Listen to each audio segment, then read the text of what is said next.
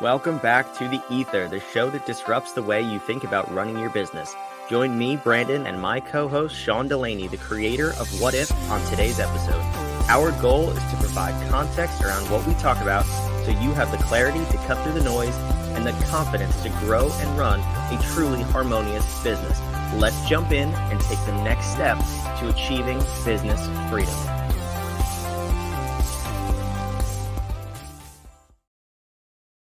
Hey. So today we are going to give loads of context on this episode, but we're also, most importantly, going to throw lots of rocks at people. Throw rocks? Ouch. Do you want to hear the title of this episode? I know we kind of talked about the topic, but do you want to hear the title of it? I don't know if I do. Yes, hit me with it. Get it? Here it is. Throwing rocks. What is it? I'll hit you with this rock. Why you should never hire a fractional executive. How is that for throwing rocks potentially at ourselves? Please do. We don't live in a glass house. Throw away, my friend. Let's go. So Let's roll. Yeah, it's so let's give some context behind this and then we'll get into the discussion. But this came up. This was sort of an impromptu episode. I went to this meeting. It was a round table for fractional executives, in particular COOs, hence why we were attending. I was attending. And it was your attendance. Yes, hence. It was all about, different, how are you handling your time, balancing the marketing of yourself and your services, delivery to clients, what that looks like, how many clients you have, and how you balance that time too. And I thought that's a really cool topic, like to understand how people are doing this at a very high level. Sounds to be the things that a fractional COO would be concerned about, thinking about, dealing with. Yeah, really any fractional executive. And there were a couple other. There was some CROs, some CMOs, CFOs in the room. So it was, there was a mix of everybody. But we got into these breakout sessions. And what I quickly came to was we are overusing the term fractional. So in terms of what a true fractional executive would look like, we'll get into defining that as what it should be. But there were people in this room who were basically glorified VAs, and they're working for multiple companies for very low rates, like VA type rates, or maybe like, part-time business manager-y type rates. But they're doing things like answering emails, scheduling appointments. There was one guy who was handling the sales activities, sales calls, marketing. He was writing up Facebook ads. And I'm like, none of this is really, you should, yes, oversee it, but you shouldn't be doing this work as a fractional COO. And it blew my mind. So that's why I was like, we have to understand, what is a true fractional executive? What is a fractional COO? And what are the things you need to ask people and require from people before you bring them on as a fractional executive? So I'll leave that with you. How does that stuff sound? Because you've been in this world a little bit longer than I have, obviously. Yeah. So when I first started saying fractional COO, there were very few people saying that. And it was something that stopped, so much so that it would stop the conversation and get people's attention. They go, oh, that's interesting. Like someone could literally describe, I'm a consultant focused on, and then name everything that a fractional COO does, and people would glaze over because I'd hear consultant. And then I'd say, well, I'm a fractional COO. And they'd go, oh my God, tell me more, lean in. And then I would describe the exact same thing that guy over there said. And he's going, hey, I didn't get this kind of love. And they're like, this is fascinating. All because fractional COO was a different lens on that kind of work, And so early on, that is what that translation was. It is consultants who do this type of work and get this deep into this, but you don't need, or a person who does these functions, these jobs to be done, but instead of being inside your company because you are big enough or complex enough that you need somebody full-time with a staff, now I don't need that, so I need a portion of that. Great. And it was really targeted. The same thing, and now it has become what we see it's become, because a cool title that means some things, a lot of things, unfortunately means somebody could find themselves in it. Oh, does a fractional COO touch anything with marketing? Of course they do. Great, because I'm a marketer.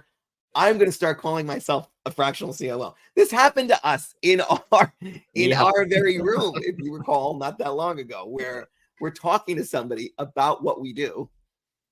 And they're going, that's fascinating. Tell me more.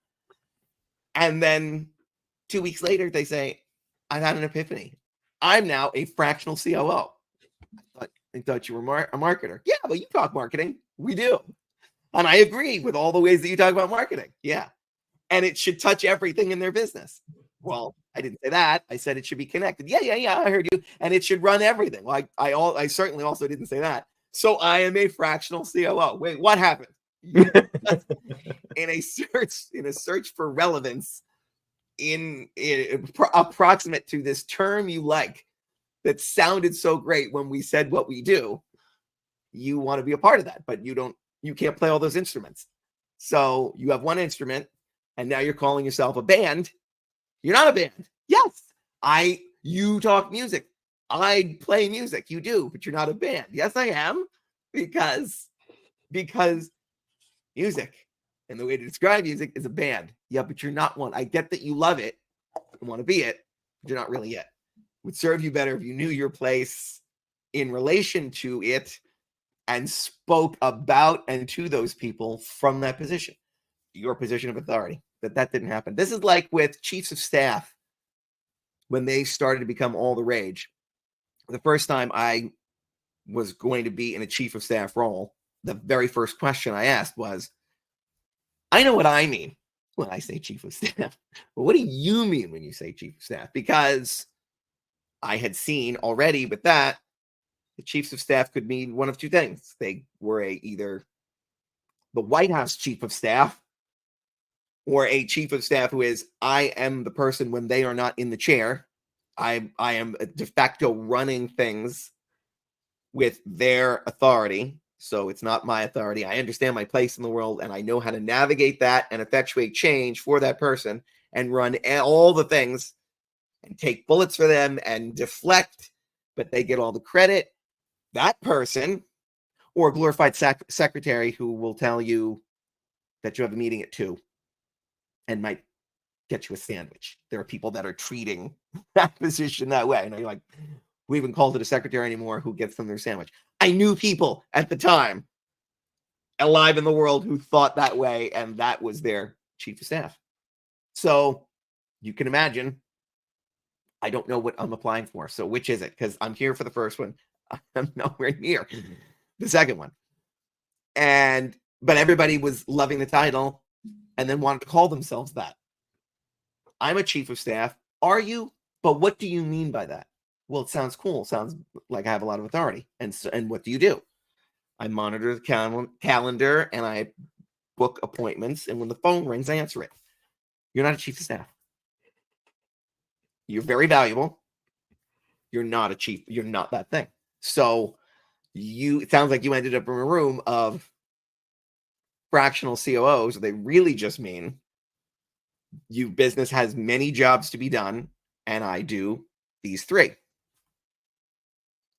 As opposed to, and I do all of them, but I'm not inside your walls. Therefore, you don't have 100% of my time. So therefore, I am a fractional COO. No, they don't mean that. They should mean that. That's what it is. Yeah, it was very much I'm going to call myself this because fractional is a hot term. And I will basically just ask what you need me to do or what you need help with and say I do all of those things and probably do most of them poorly. Well, that's kind of where the conversation ended up going, because a lot of the people who were sharing kind of what they do, it was, I'm kind of maxed out on 1 or 2 clients. I'm working 20, 30 hours a week for these clients. And that would be fine if you're being paid appropriately. But like I said, I mean, they're not being paid C-level salaries, even on a fractional basis, because they're trying to do everything and be all things to all people. So they've set no boundaries. They have no time to market themselves. They're overworked in these companies. And these companies, whoever they are getting a sweet deal. on these Yeah. people. I will say that because they're working hard. They want to do well for their clients. I'm not saying anything about their quality of work, but the direction, the focus of that engagement, and really the strategic value in that person is nowhere to be found. And that shocked me. It's and this is muddying the waters for everybody, and is impacting our ability to give clarity to entrepreneurs who are looking for it, because they're saying, I need help. I've heard a fractional insert whatever is a great idea, and then they go there, and what they're finding is that most of those people are the same consultants that were there 3 weeks ago. They just changed how they changed their marketing, essentially, is all they're doing. They didn't up their game. They didn't learn how to take on more responsibility. They didn't get extra certification. They didn't get extra experience. They didn't transform in any way, shape, or form. They just changed their marketing. So it's inauthentic, and it's muddying the waters. And it makes people then not trust real fractional executives, because they're like, I've tried that before. It's like there's somewhere out there's one great lead gen appointment setter, and all the people doing that, claiming to do that, hitting me up on Facebook all day, every day. Hey, have you ever considered it? Ever considered it? Fourth time today, because you won't shut up about it. I guarantee 20 leads a week for you. Yeah, okay. You're the answer to the question nobody's asking. Leave me alone. I didn't. And that's nutty. I am sure the people who are great at that are really pissed at those people, because they're just, they heard a good story and said, I can do that. No, you're not doing the same thing, and you're certainly not getting results. So you're just making it hard for the people that are. It's true. I mean, it's true of any profession, essentially, really, somewhere out there, as George Carlin used to say, statistically, somewhere in the world, there is the world's worst doctor. And tomorrow someone has an appointment with them. I mean, that is true. So yes, the bad ones ruin it for everybody, but and that's happened to us too, which is a part of the reason why I wanted to talk about this a little bit. A recent conversation I had, it was a sales call, and the person's like, I don't know, I've had a fractional COO before. Honestly, they just made things more confusing in my business. I asked a couple of questions, and it turns out they were an EOS implementer. If you've heard this show before, if you've heard me speak for more than 3 minutes, I'm sure you've heard me say, I hate EOS. I hate everything about it. I've used it in my past company.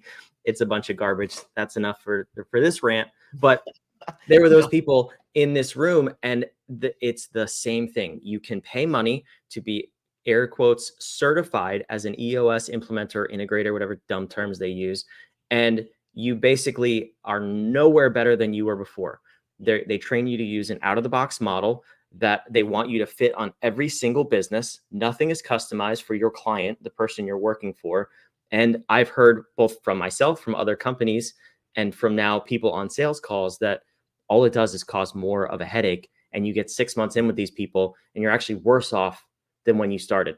So yeah, today, what I want to answer is, how can you, or what should you be asking the fractional executive you are about to hire? We can speak from the COO role. We know CMOs, we know CFOs. So a lot of these questions are general based on the discipline that we're talking about. But what are some things us as clients, people listening to this, can ask if they want to hire a fractional somebody? Well, first I want to know, you want the typical questions answered, like where have they had success with clients like you, right? Have you done the thing that you're telling me that you're going to do for me, for anyone else? A training program. I'm good. I'm certified. Right.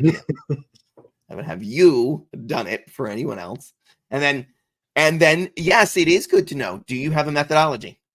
No, man, I just wing it everywhere I go. All right. I don't know if I want to pay for that as much as, yes, we run the harmonious business architecture, and this is how we set things up, and this is how we connected things. Great. And how long is it going to take? What kinds of demonstrable results? What are the metrics we're going to be changing, so that I know better or worse in the period of time that you say that you're going to tackle some problems? What are the specific problems that we are going to change? Specific, right? And not leads will go up. From where? Quality of by how much? How are you going to do that? Oh, I'm going to detonate a bomb off the coast of California and draw a lot of attention.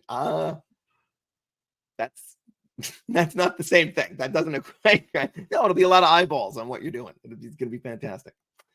No, I prefer not. So, do you understand my brand? Do it right. So you're looking for. Are they going to be able to understand you? And are they going to be able to help you solve those biggest problems because they have done that for someone else? And so it's the same questions we get. Who have you worked with?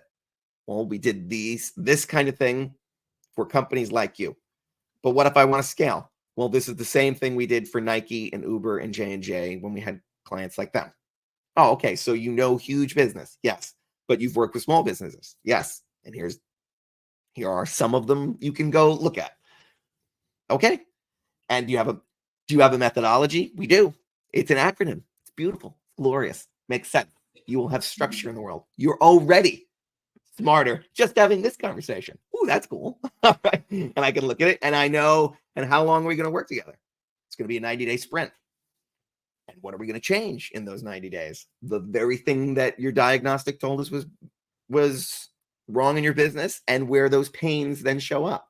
So we know the problem is here. We're going to remove that problem here.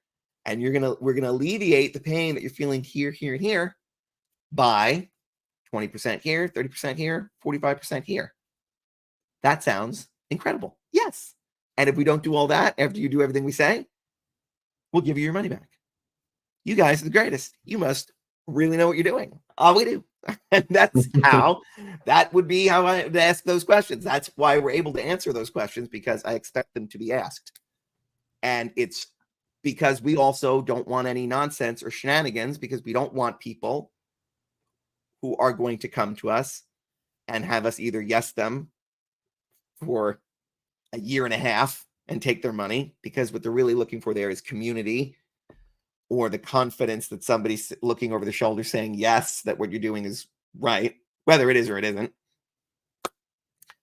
That's a different client. We don't want them as clients, because our reputation, knowing how many bullshit EOS implementers there are out there in the world calling themselves what we are because it sounds great, back to the beginning of the conversation, it's going to muddy the water. So we have to approach it differently and find the clients who actually want to be able to fix those awful problems that they have with the confidence that we've played in big enough arenas that our methodology is going to work for them. So now they have confidence that they can go and fix those things. We give them clarity right off the bat with the diagnostic. So now they have hope. They can already see the way there. And we agree on those are the problems. You guys definitely can fix it. Here's the times and ways that we've done it before. Cool.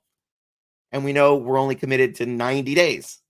That's down on the looking for downsides. I quantified the loss should the whole thing go south. I get my money back, and I've only lost 90 days.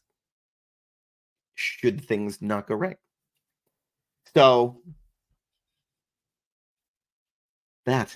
I don't know. Well, let's flip it around too, because I think there's some value in asking questions the other way. And this would be for all the people who are aspiring fractional executives or EOS implementers and get away from that system and do something yourself. But the questions that you would want to ask, that we ask of our clients to determine, and I'll seed the answer basically, but if people have no idea what's going on in their business and they're just looking to throw money at somebody so they can fix it, bad client. So what are some of the things that we ask and others can ask of the actual business owner to understand where they're at in their business and their willingness to change, and also participate in the change, not just have somebody else do it? Well, yeah. Well, we get at that in several ways. The very first thing is when we're asking you to take a diagnostic, an 8-minute diagnostic, Yeah, I'll tell And it on the screen. Go ahead. Go take it. if we ask you to do that first and we tell you we'll only work with you if you do that first, and the first thing you say is, "Can't I just tell you what the problems are?" No, because I now don't even want you as a client, because the very first thing, 8 minutes to get clarity as to where the real problem is, you can't handle that. Oh, well, I told you I'm very, very busy and I'm very smart and I already know exactly where the problem is. You are already resisting what we are saying. So, not a good client right off the bat. But then another a clue might be that when we say in our due diligence, have you tried to fix this problem before? Yes, I told you it's been a persistent problem for 11 years. I've had this problem. Okay. And what have you tried to do to fix it? Because I'm looking, did I try the same thing 11 times? Or did I try 11 different things? How do I approach those problems? Am I conflating problems? Like, why is this problem been persistent as we're getting there? If they say, well, I hired 27 consultants just like you saying the same things, and they're all terrible. But because you said A, B, or C, or you've done A, B, or C, I'm now having this conversation with you to see if you might finally have the answer. That No. one sounds like a direct quote. Did I hear that right? No, you are a bad client. Because unless you show up to that saying, well, I hired 26 people and I realized I am sitting here thinking everyone else is terrible. The only place I haven't looked is in the mirror. So I got to get out of the way. And I want to work with that person and I'm right trusting that. That's like, oh my God, I don't even need to know what the problem is. I'll help you with anything. I'll pay you to let me work with you, because that would be an easy conversation. Epiphany. If they say that, then I'm okay there. But if they're saying, well, or if they are very set on what the answer already is and want us just to deploy said answer for them, effectuate that exact product, also a bad client, because we don't absolutely know what the problem is yet until we start poking at it, because you could tell us problems over here and then it shows up over here. We know we're going to get at the problem. So we know what problem we're going to fix. We don't necessarily know. We can agree where we start digging, but we might find something else. Fair. So it's like you have work done in your house. There's a plan when the drywall's up, and then that plan very well may change when that drywall comes down. Because how many times have I been going back to the hardware store when my wife says, I thought you had everything to fix it. Yeah. I didn't know about I don't know what this guy was doing, but that's not up to code. I'm going back to the hardware store. You don't know what's going to be there, right? Those 1 hour projects become an all day thing once those floorboards come up and you say, what mad lunatic put these pipes together? Like, so, that's also a sign they're a bad client, because they already know exactly what the problem is and they just want you to come in and fix that specific thing. They're not open to the fact that we might have to rip and jam to get the answer there. And yes, they might be part of the problem and they just can't see it. If they're open to hearing that, they can fix just about anything. Yeah, the floorboards thing is an interesting conversation. That happened to me with one of our clients a few months ago, where everything was great. They wanted help with streamlining their operations, so they would be scalable and didn't require too much time, which is all fantastic. We fix that stuff every single day with people. And then we get in, they have paid us, we're into this engagement, and 2 weeks in, PS, we have no cash flow. And I'm like, hang on. What? Yeah. You can't surprise me with we have no money and very little revenue and expect me to like have options to fix this problem. Like, that's something you lead with in the diagnosis phase of going to the doctor. I'm missing a limb. Okay. It's a great yeah, it's a great conversation before the engagement starts. This is for any fractional I'm sure anybody knows this, but if you're just starting out, is to ask that.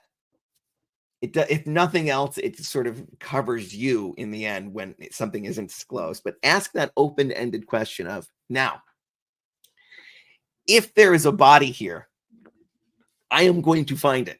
So before we start digging up the backyard, is there anything else that I might find that might impact this story, the truth? Because you've painted this picture and we now know the result of it here. But if there is something that's there, you've got to tell me.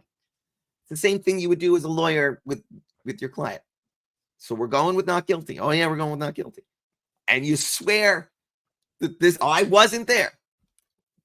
Now, if I find out that there's a body in your basement, shucks, you caught me. Okay. Like, that's not, so you have to say, like, because you're not going to think to always ask the question.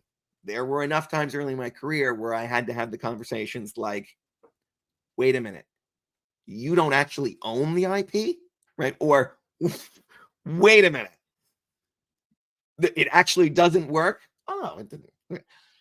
That changes everything. There, you have broken my trust. First, but second, we've been digging in the wrong place, and how ridiculous! Like, we're not gonna do that.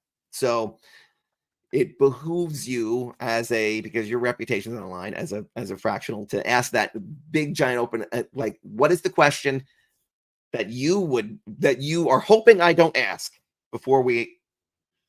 I'm hoping you don't actually ask if we have any cash flow. Okay. All right. Helpful. Thank you. Thank you for telling me that now. Now we can have the appropriate conversation.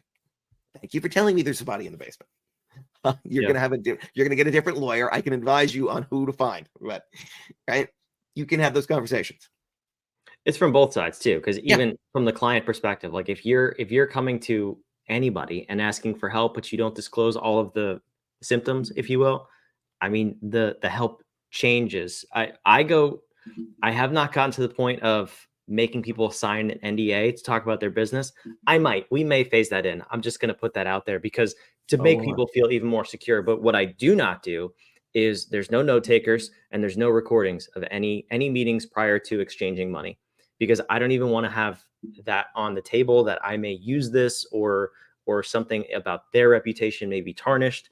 So everything we say between each other has no record technically of that happening, because I want that open dialogue to eliminate the conversations of there's 4 bodies in my basement after the fact.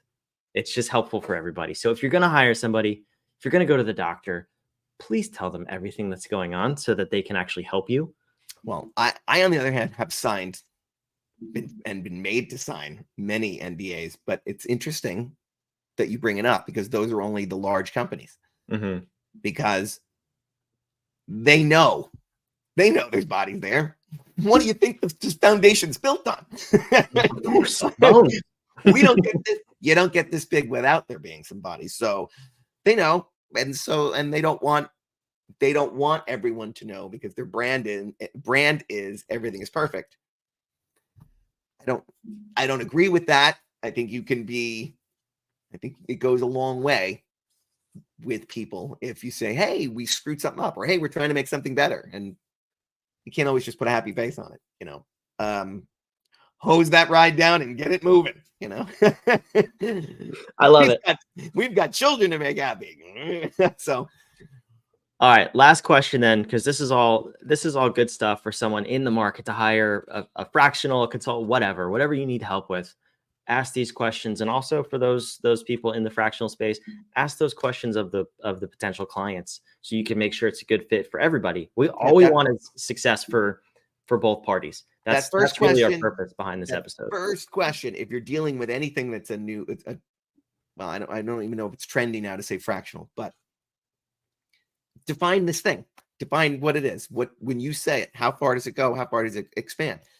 And then you just remove the title from it. Just tell me by explaining what you're going to do for me and how far that scope goes and what I can expect. So let's try to identify real clearly who this is for, because I think this also cures a lot of the misconceptions in the marketplace. What are the types of companies size, scale, revenue, profit. I don't know. You tell me who are actually qualified to hire what is a true fractional executive.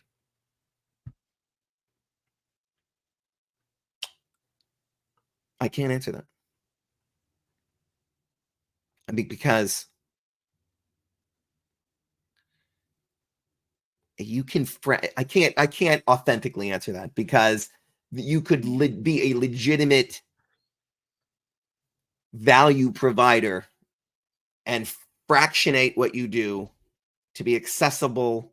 I mean, it could be crazy however you do it. I'm not your life, but you could actually deliver value at very small doses and provide just what those companies need and look very different than a fractional COO who has 2 clients and spends half a week with each one.